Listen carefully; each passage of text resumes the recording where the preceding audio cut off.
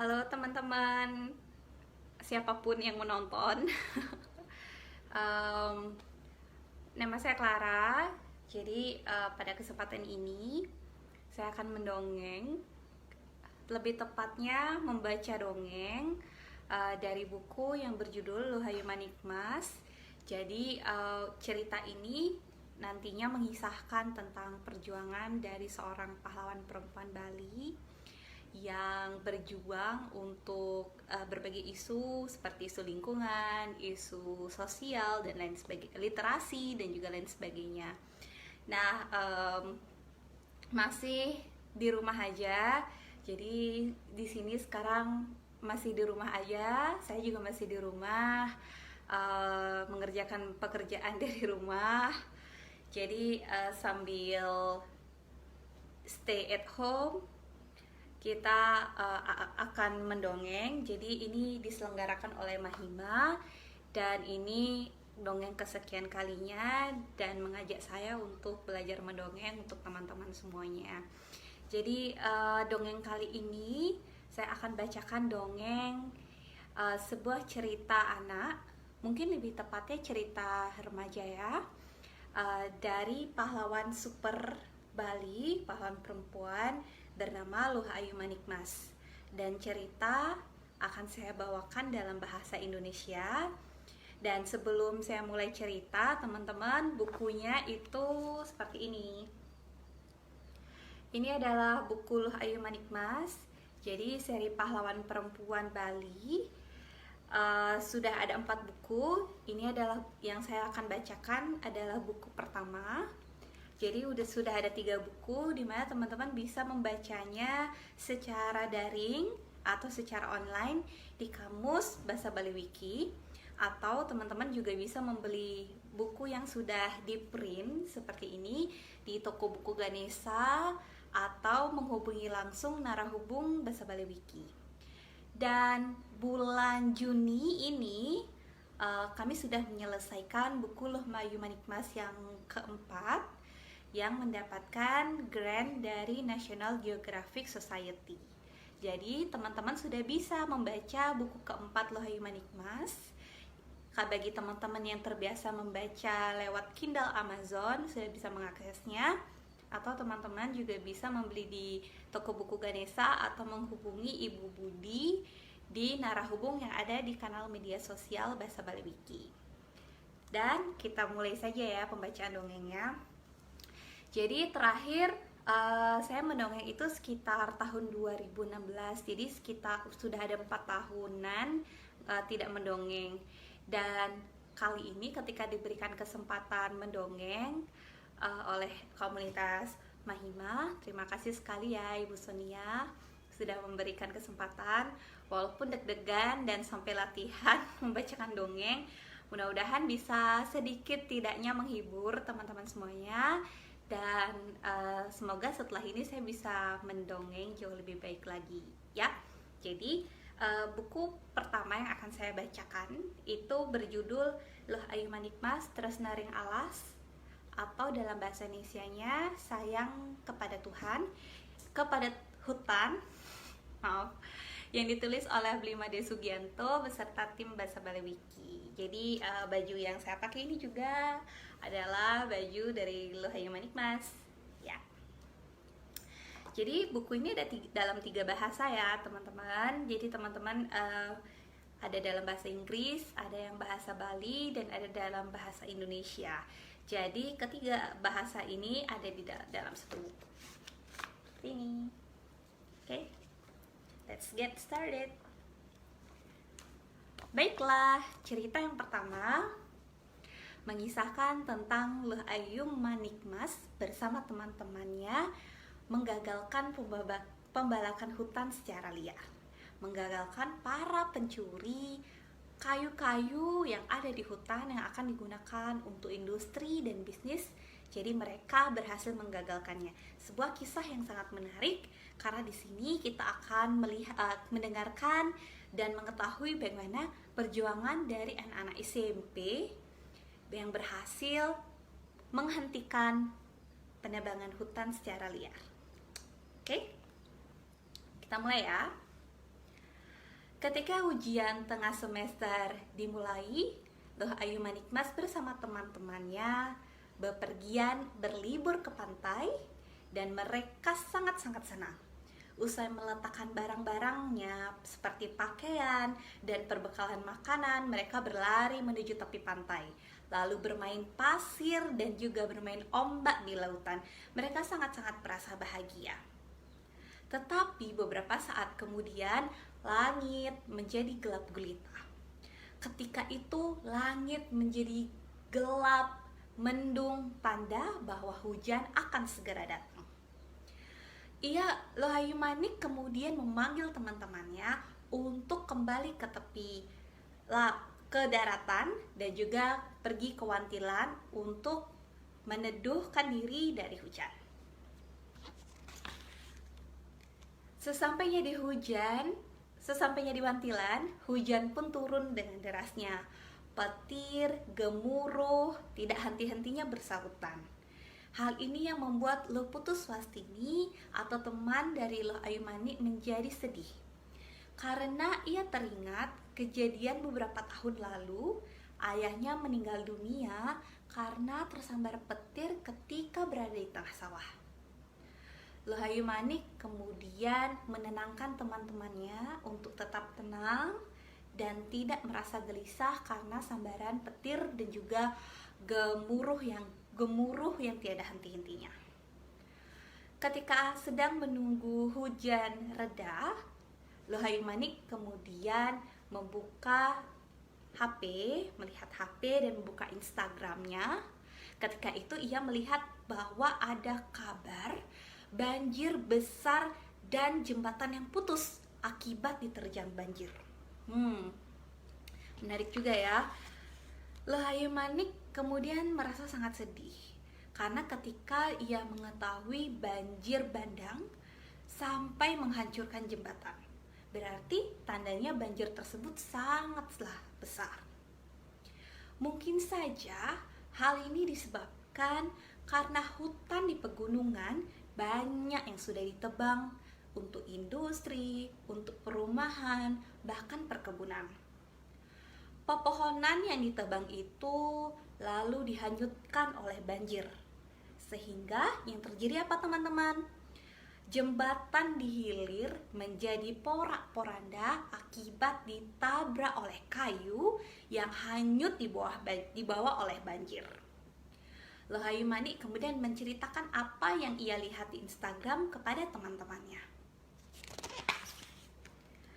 Mereka yang merupakan murid-murid kelas 2 SMP kemudian setuju dan sepakat untuk menanam berbagai jenis pepohonan di hutan seperti pohon cempaka, seperti pohon lamtoro, juga pohon bunut.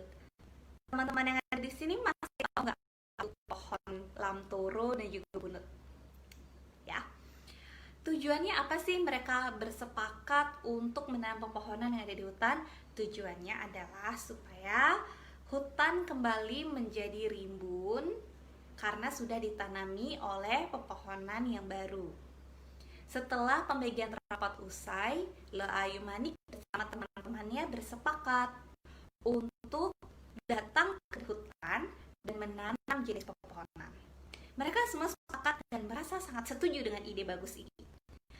Kemudian teman-temannya bersiap untuk datang ke hutan dan menanam pohon. Yang laki-laki ada yang membawa cangkul, ada yang membawa sekop, juga ada yang membawa payung. Dan teman-teman Loh Ayu Manik yang perempuan membawa masing-masing membawa bibit pepohonan yang siap untuk ditanam. Oke. Mereka kemudian mendaki gunung nih. Mereka mau ke hutan untuk menanam pohon yang mereka sudah sepakati tadi. Untuk menghilangkan lelah, murid-murid tersebut sambil perjalanan mendaki gunung, mereka bernyanyi untuk menghilangkan bosan juga ya. Tapi jalan yang dilewati sangatlah licin. Jika teledor, mereka bisa saja jatuh. Jadi mereka harus berhati-hati. Karena mereka menuju hutan, mereka melihat alam pedesaan yang sangat-sangat indah. Tapi setibanya mereka di dalam hutan, semuanya menjadi sangat terkejut dan juga sedih. Kenapa? Karena ternyata hutan yang mereka datangi sudah gundul. Tidak ada lagi pepohonan karena semua sudah ditebang. Dari luar memang tampak rimbun, tetapi di dalam hutannya terlihat sangat hancur, sangat menyedihkan. Tidak ada pohon yang utuh di dalam hutan tersebut, kecuali yang tersisa hanya pangkalnya saja. Nah, teman-teman penasaran kan bagaimana kondisi hutan yang dialiri air mani seperti ini? Yang terlihat hanya pangkalnya saja. Ayo nanti kemudian berpikir, mungkin saja ada banyak penjahat yang mencuri pohon-pohon yang ada di hutan untuk diambil kayunya. Mani kemudian menjadi sedih. Meskipun ada pos polisi hutan, tetapi penjahat masih bisa dengan liar dan bebasnya mencuri pohonan yang ada di hutan. Sambil berpikir bagaimana ya hal ini bisa terjadi, Lohayu Manikmas kemudian mengajak teman-temannya untuk menanam pepohonan yang mereka sudah bawa. Ketika mereka sudah selesai menanam satu persatu, Lohayu Manik kemudian mengajak teman-temannya untuk beristirahat dan memakan bekal makanan yang mereka sudah bawa. Semuanya tampak senang, semuanya merasa sangat senang. Sambil mereka makan perbekalan yang mereka sudah bawa, Lohayu Manikmas mengingatkan dan mengajak teman-temannya untuk tetap ingat datang ke gunung untuk menyiram tanaman yang mereka sudah tanam. Agar kenapa?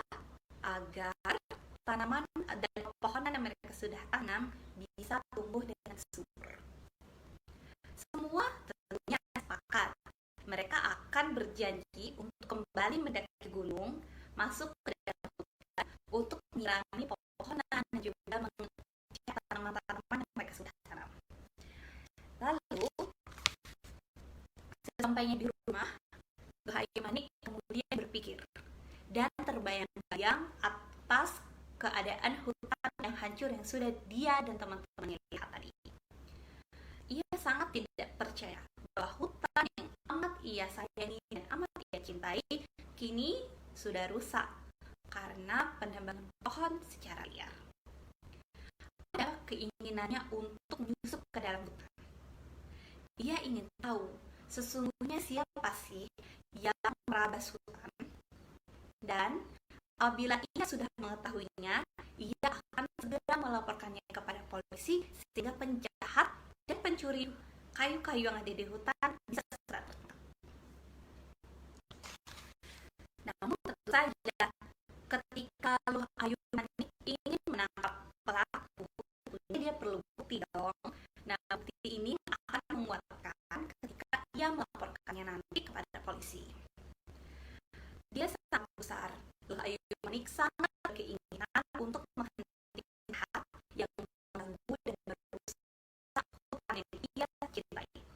Tentu saja hal ini menyebabkan dampak yang buruk tidak hanya bagi satu orang, berdampak juga bagi banyak orang. Misalnya, petani tidak bisa lagi menanam tanaman-tanaman ataupun padi di sawah karena sawahnya kering. Kenapa sawahnya kering? Karena tidak dialiri air. Air sungai yang surut pasti menyebabkan kesulitan untuk mencari air minum. Jika semua mata air kering, yang tersisa hanyalah air mata. Lohayu Manik kemudian berinisiatif untuk mencari temannya yang bernama Luputus Rastini, diajak untuk mendaki gunung. Mereka semua masing-masing membawa ember untuk menyiram pepohonan dan tanaman yang mereka sudah tanam sebelumnya. Luputus ini selalu sigap membawa gawainya dan asik memfoto berbagai pemandangan yang ia lihat dari atas gunung dan tidak lupa bersuah foto.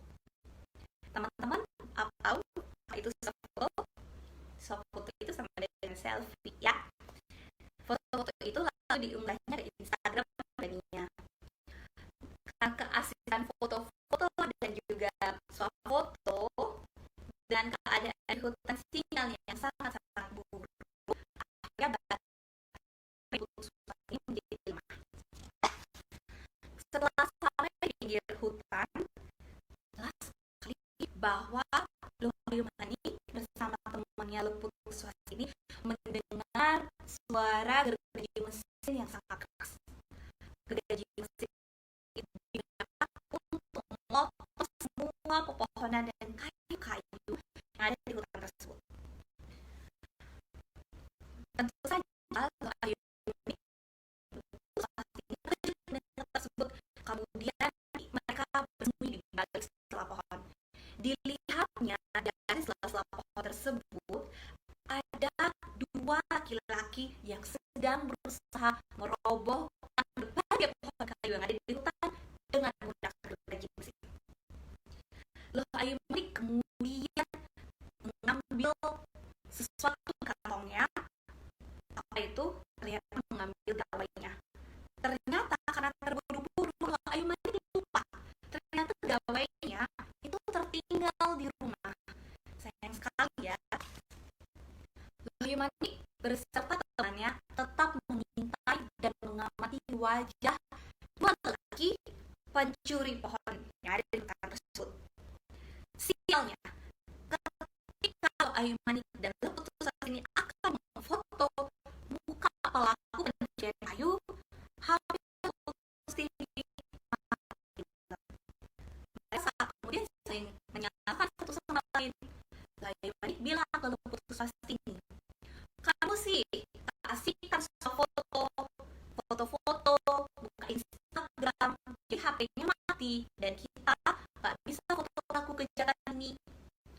Nah, Leput Puswas ini balik menyalahkan Lohayu Manik Mas dengan bilang bahwa ngapain HP kamu ditinggal. Konflik itu terjadi antara mereka berdua. Walaupun mereka berdua rugi karena tidak berhasil wajah pelaku, tetapi mereka sangat ingat dengan jelas dan detail wajah si pencuri kayu. Ia akan melaporkannya kepada polisi. Kemudian Lohayu Manik Mas telah sampai di kantor. Lohayu Manik telah sampai di kantor polisi. Bersama rekannya Leput Puswas, ia menceritakan dengan sangat jelas ciri-ciri fisik dan wajah orang yang membabat hutan secara liar yang mereka lihat sebelumnya. Sayangnya, polisi jelas tidak percaya teman-teman karena tidak ada bukti dan polisi mengatakan bahwa berbohong itu dosa. Perasaan Lohayu menjadi sangat sedih. Ia merasa tidak punya bukti untuk membuktikan bahwa mereka telah melihat si pencuri kayu. Lohayu Manik pulang sambil menggigit jari. Tanpa guna rasanya melaporkan kasus ini bila mereka tidak punya bukti sama sekali. Polisi pun memberitahu kepada Lohayu bahwa sangat sulit melaporkan tindak pencurian apabila tanpa bukti. Hal itu bisa menyebabkan perasaan tidak enak dan yang melaporkan bisa saja berbalik dilaporkan. Tentu saja Lohayu Manik tidak paham. Ia akan membuktikan jika yang dia laporkan itu benar adanya. Lohayu Manik kemudian mencari temannya yang bernama Made Anjasmara. Made Anjasmara punya ide yang sangat cemerlang nih teman-teman. Dia mengusulkan untuk menakut-nakuti si penjahat pencuri kayu. Ia akan memakai baju randel dan dia menggunakan topeng randel untuk menakut-nakuti si pencuri kayu. Atas usulan dari sepakat tersebut, semuanya setuju dan sepakat untuk menakut-nakuti pencuri kayu yang ada di hutan. Pada waktu yang telah disepakati, Lohayu Manik bersama teman-temannya mendaki gunung. Mereka kembali ke gunung, mereka kembali ke tengah hutan. Semuanya menjalankan siasat dan strategi rahasia untuk menakut-nakuti si penjahat. Maya Anjasmara memainkan Rangde menggunakan topeng Rangde dan pakaian Rangde, sedangkan temannya bernama Ketut Suprabawa Kabinawa memakai topeng Celuk. Sementara yang lain, teman-teman yang lain menyiapkan berupa tali untuk menjerat kaki penjahat ketika lari menyelamatkan diri dari topeng Rangde dan juga topeng Celuk. Nah, teman-teman, ketika mereka baru saja sampai di hutan, semuanya mendengarkan riuh suara mesin gergaji yang memotong jenis pepohonan yang ada di hutan tersebut. Mereka berdua, Maya Anjasmara dan Ketut Suprabawa, berjalan pelan-pelan untuk menakut-nakuti si pencuri kayu tersebut. Dengan pakaian mereka yang menggunakan topeng Rangde dan topeng Celuk, mereka bersiap untuk menakuti pencuri kayu tersebut.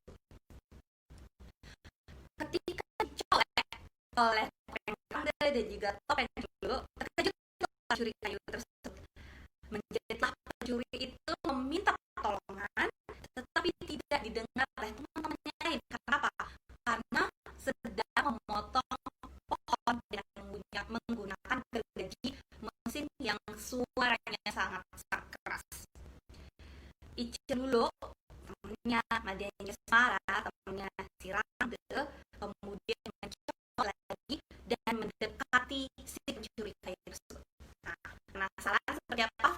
Seperti ini. Teman-teman bisa lihat ya. Nah, bukan ya.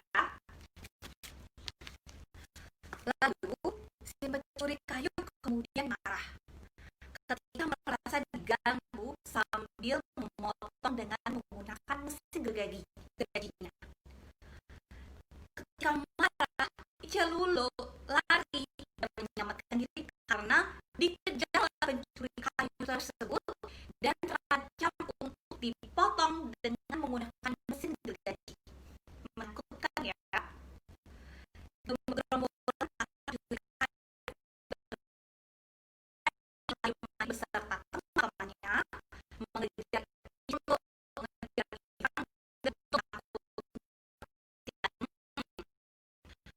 mereka berlari kencang. Icelulu berusaha untuk menyelamatkan diri, tapi sial dan celaka teman-teman. Ia terkena perangkap tali yang dipasang oleh teman-temannya sendiri. Icelulu kemudian menjerit ketakutan dan meminta pertolongan dari teman-temannya. Si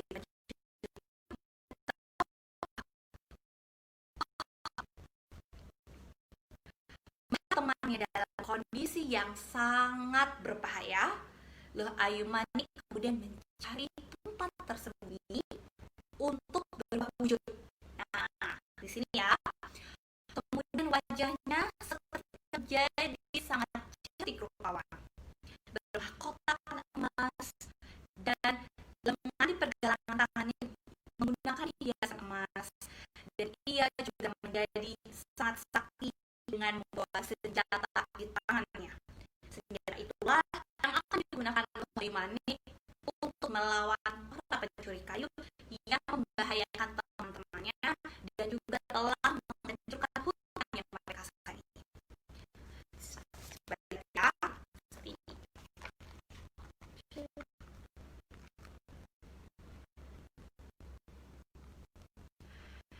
Melihat Luh Ayu Manik datang, si pencuri kayu kemudian balik marah.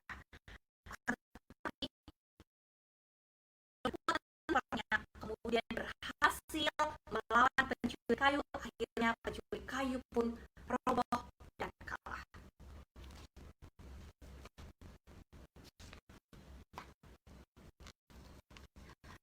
Kemudian gerombolan pencuri yang lain juga berusaha untuk menyerang Ayu Manik Mas dengan menggunakan kapak. Namun perempuan cantik itu dengan mudahnya dapat menghindar. si pencuri kayu yang bersenjatakan kapal ternyata berhasil dilumpuhkan dengan sangat mudah oleh Lohayu Manikmas. Sambil melihat ketika pencuri tersebut yang Lohayu Manikmas sudah berhasil lumpuhkan, sang perempuan cantik tersebut segera kemudian berlari mencari tempat yang rimbun untuk berubah wujud lagi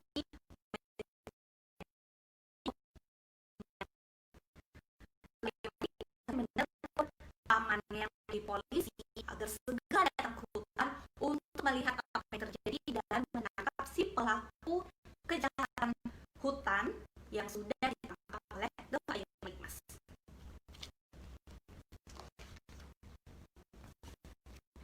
Nah, pamannya menjadi polisi kemudian datang ke hutan bersama pasukan yang lain dan bertemu dengan Lohayu Manik bersama teman-temannya. Tangan para pencuri kayu itu jebol dan para polisi menyampaikan ucapan terima kasih kepada Lohayu Manik dan teman-temannya yang telah berhasil menangkap para polisi tersebut menghimbau agar warga dapat menanam tumbuh-tumbuhan di pekarangan rumah atau di tempat di hutan di mana hutan tersebut sudah gundul agar menjadi lebih sejuk dan rimbun sehingga kita bertanya bukan sebaliknya menjarah hutan dengan memotong berbagai jenis pepohonan untuk dijual lagi. Nah, teman-teman, dari kisah ini kita bisa belajar nih banyak hal. Jadi kisahnya sudah selesai ya. Kisahnya ditutup dengan oleh pesan dari paman Lohayu Manik yang menjadi polisi untuk tetap menjaga lingkungan, menjaga hutan di mana berada pepohonan dan tidak akan dibangun secara liar. Nah, teman-teman, sambil menanam pohon, Lohayu Manikmas kemudian berpikir, apa ya yang bisa dilakukan untuk menyelamatkan hutan?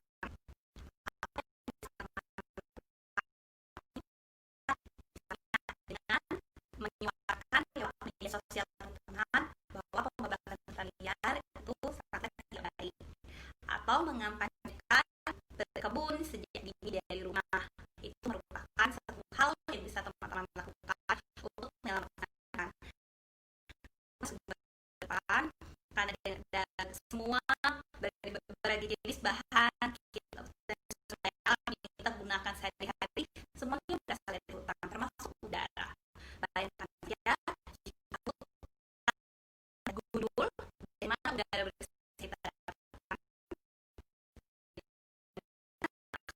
kita untuk bisa memiliki udara yang segar, bahkan kehidupan pun juga akan menjadi buruk.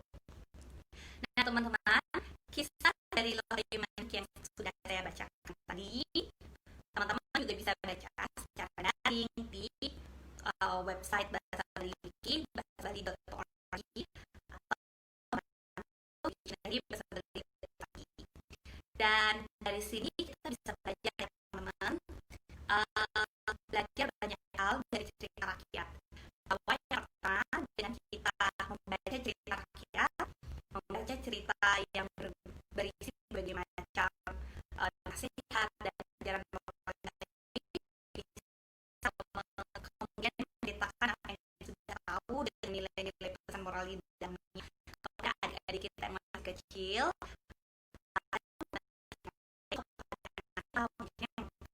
di rumah, hasilnya di rumah, bahwa mendongeng itu bisa memberikan kita pesan dan juga pesan yang disampaikan bisa diterima dengan lebih mudah. Nah, apakah teman-teman di sini masih suka mendongeng atau membacakan cerita kepada anak atau adiknya yang ada di rumah? Nah, jika teman-teman masih melakukan kegiatan tersebut, saya sangat salut karena ternyata mendongeng itu tidak mudah ya. Jadi mendongeng itu butuh perasaan cinta cerita yang teman-teman bacakan dan bisa menyampaikannya dengan cara yang menyenangkan sehingga orang yang mendengarkan pun juga senang atas bacaan yang Baiklah, tidak terasa ya, setelah sekian beberapa menit saya sudah selesai membacakan cerita. Mudah-mudahan ceritanya bermanfaat buat teman-teman semuanya. Dan semoga bisa bertemu lagi dengan dongeng-dongeng yang lebih menyenangkan, yang lebih dapat membuat kegiatan semua stay at home, work from home, atau stay at home jadi lebih sangat menyenangkan.